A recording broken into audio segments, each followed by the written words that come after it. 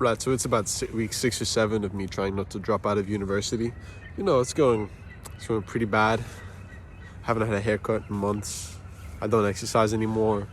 Currently going through an existential crisis. But it's the average life of a 19-year-old, right? But I wanted, instead of, doing my assignments, which will get me a career in the future, I'm wanting to talk about free will, determinism, and moral objectivity. So recently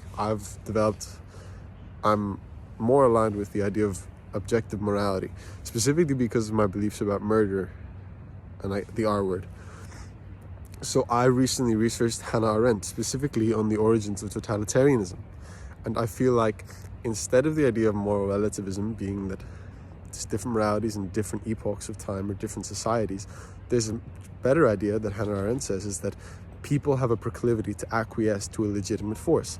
So it's a pretty logical idea that every time in history murder was deemed as wrong, either from a theistic point of view where there's a god that deems murder as wrong and he sort of tells everyone that it is, or from an atheistic point of view that we don't want to be murdered, therefore we do not murder.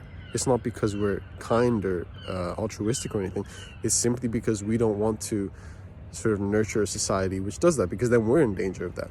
So there might be objective morality both from a theistic and atheistic point of view, but I'm kind of straying away from moral relativism because of Hannah Arendt. So shout out to her, even though I think she's dead. And then the second one is I've recently become more of a believer in free will. And it's because I feel like most of the deterministic arguments come from such a scientific background, and there's such a gap in human knowledge of science. Like, we don't know how physics works, we don't know how the human mind works, we don't know anything. Like, our logic is so illogical. I don't think it's logical to use our logic to explain worldly things. We can, pick up a physics book.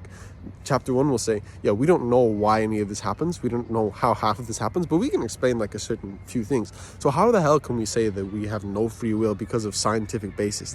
There's also a neurological basis behind it. I read Robert Sapolsky, and it's we know nothing about neuroscience. We can explain a percentage of how things in the brain happen, but we can never explain why it happens. We don't explain the origin of it. We just say, it happens. I can say, look, there's this tree here. There's a person over there, I'd say, but I don't know why they're there. I don't know why this tree is here. It's the same as neuroscience. So I think free will is real because, burden of evidence. I don't think I see any good evidence.